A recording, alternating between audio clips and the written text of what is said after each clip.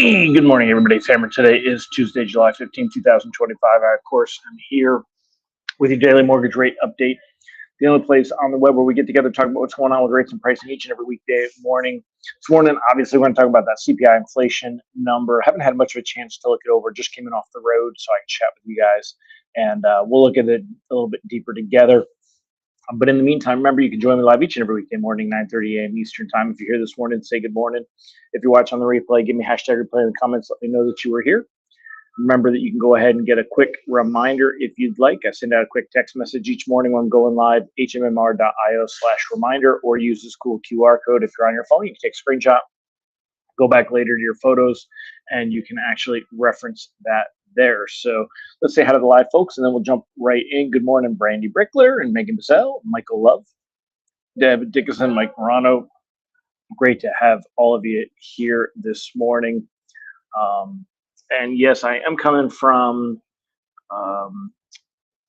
Lafayette, coming to you from Louisiana this morning. However, I am much farther northern than Lafayette, along the north side. So, Rob Stewart, I appreciate the invitation, dude. However, I am way north of you right now. So, as I head over into Texas.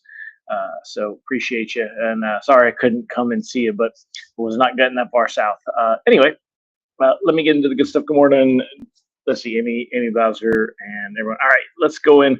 I'm going to share you what's up. First things first, most importantly, rate sheets today should look pretty good. Mortgage-backed securities currently up. They're only up 7 basis points at the moment. They were, oh, look at that, it's still falling. See, that kind of concerns me, right? So they were up quite a bit more. And let's put this on the 2-day. Let's zoom in on this. All right, so taking a look here, let's do a quick recap of what happened yesterday. Pricing came out. We were already right about here on the day. Things were flat.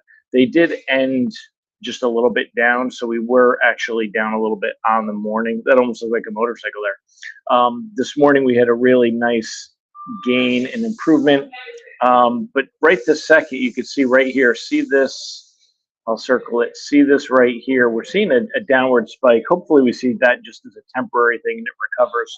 We were up about 15 basis points a few minutes ago, and that had been holding for quite a while here. After the CPI data came out, we'll go deeper into the CPI, the inflation data in a minute, but basically not loving the fact that we are losing ground here. That's got to catch our attention and kind of go into it. So if we look at that 5-day pattern together, we can see that mortgage bonds have been drifting lower. We've got a bit of a jump right here because of the CPI data, but I mean, this is dripping lower here. And hopefully it bounces back up, because if we don't see that, that's going to be kind of disappointing. 10-year Treasury yield also not that great, 4.43, still in the 4.4s. And again, you can see that we're just kind of up here on the high side of things after being as low. The end of June really had moved down and things had a great tone. We've since kind of bounced back up, and now we're back up into this range up here, which is not really all that wonderful. And let's take a look and see kind of what the CPI data came in. So U.S. core consumer prices rise less than expected for the 5th month, which that in and of itself should be a great headline, right? I mean, remember, core means no food and energy prices. The core CPI coming in below forecast. You know, inflation in services, vehicles cooled in June. Tariff impacts in furniture, electronics were offset by weakness elsewhere. So we are seeing signs of tariffs hitting everything. Price data likely to keep Fed on track for a September cut. That's what Bloomberg says. Now, it's kind of interesting because Nick Timiraos, which we know, you know, he's rumored to be the Fed whisperer, seems to have an inside track into what's going on.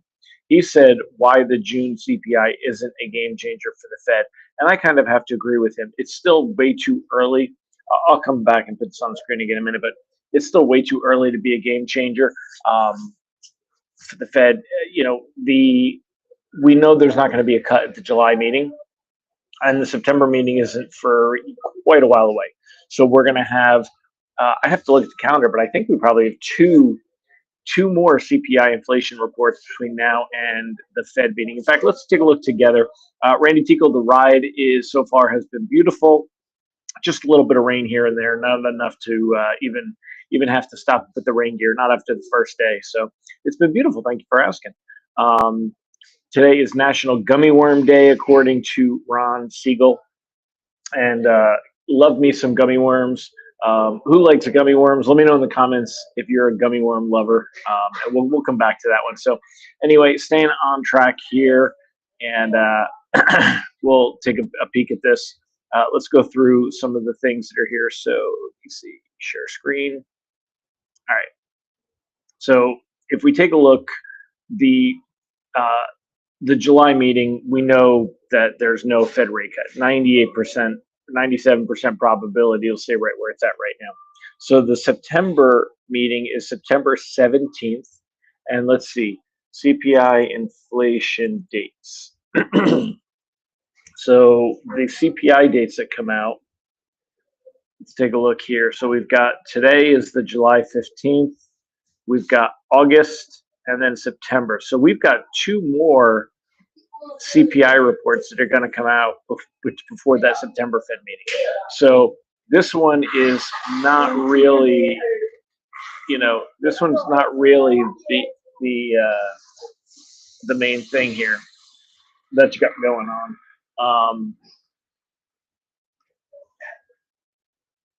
The idea here being that we've got two more that are coming in behind it. This one is showing some. We already knew, like I said, to reiterate, there's no chance that we're getting a July cut. Now, the expectations of a September cut, they really haven't changed. And so I'm going to agree with Tim Ross on this one and say that, this one is not a game changer for the Fed and really hasn't done much of anything.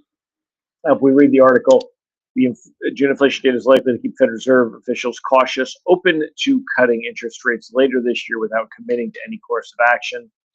The consumer price index wasn't as mild last month as in May, but a key gauge of underlying prices showed a monthly rate of increase of 0.23% in line with the typical rise over the last year. And here's really what we've got. Policymakers who have forecast tariffs will lead to more meaningful price pressures later this year won't have much reason to change that view after the June reading.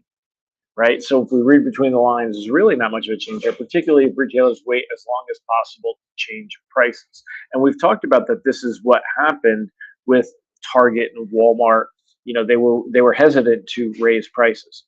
The June figure will just put even greater emphasis on the coming July and August numbers, which are the ones that I showed you and we circled that were over here, that were coming in off of the that will come in August and September 11th.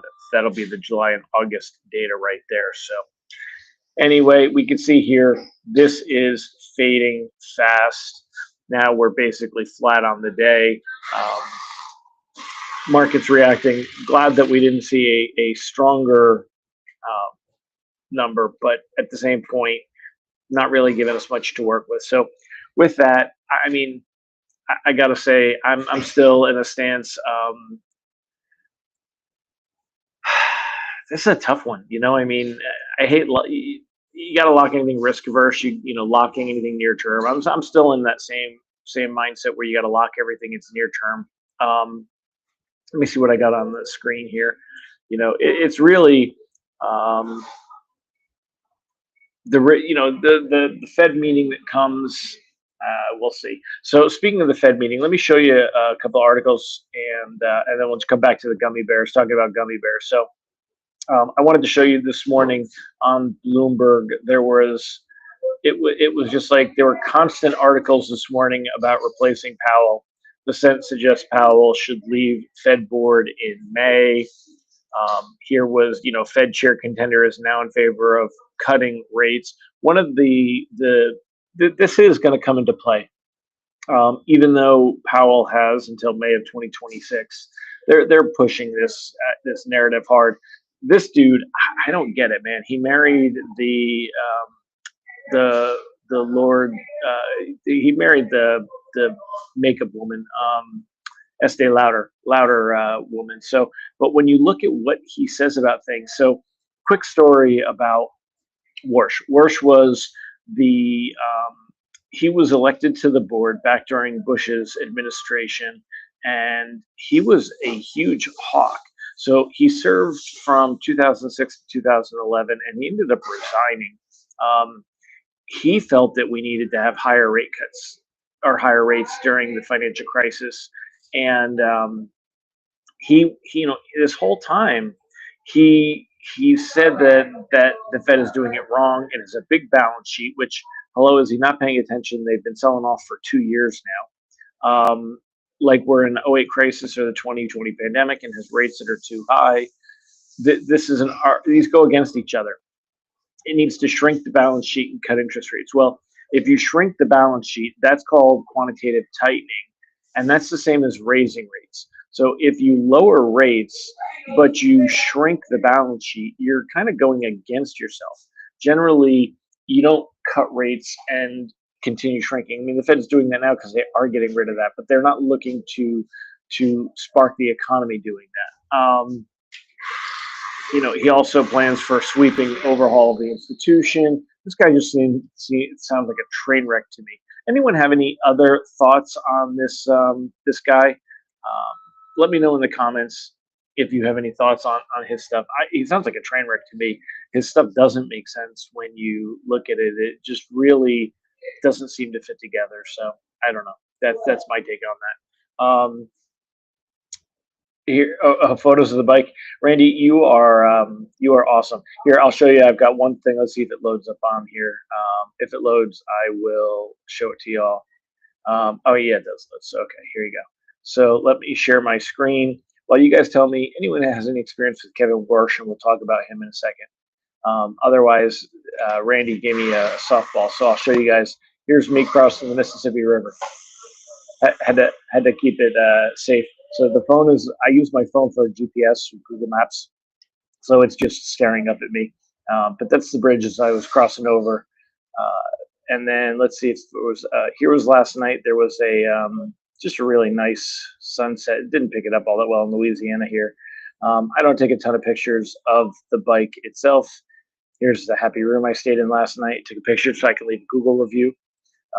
Here you go. Here's a bike pic. So there you are. There was a bike pic from the other night. So, all right. Anyway, let's go back to what you guys think. So, I'm curious for y'all. Did anyone with Kevin Warsh? But Randy says kids love gummy worms. Wife for early buy. So yeah, that's I love them too. The pure sugar. But all right, my friends. Well, I'm gonna wrap it up. Like I said, the reprice risk today is high. I don't think we're starting to see a little bit of a rebound here in bonds. They're bouncing back. They're up 5 basis points now, so that's good. We want to stay on top of it. Cautiously float anything. It's got some time. We're still going to ride this thing out. I don't think it's going to get too much worse from here. The CPI data. This was an important turning point because if the data had come in showing a lot more with inflation, then we would have to basically we'd have to lock because it would point to things getting worse. But this is the second month in a row where it just really hasn't shown as much tariff impact as everyone's expecting. And there's going to be more calls that Powell is waiting too long, that the Fed committee is waiting too long to cut, and that they're leaving their options open. I don't think they're going to move. There's going to be a lot more press about that. Now you're going to see a lot more calling for an update to be made because this is the second reading in a row where we've seen some inflation from tariffs, but not enough that really sparked what everybody was expecting. So that's what you got in mind. Hopefully that helps y'all, and I will see you guys tomorrow. Make sure to make it a great day. I'll see you guys tomorrow from Texas. All right, take care, everybody. Bye bye.